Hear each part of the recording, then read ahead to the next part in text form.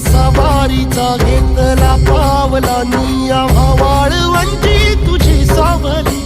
गळा भेट घेण्या भीमेची निघाली तुझ्या नाम घोषात इंद्रायणी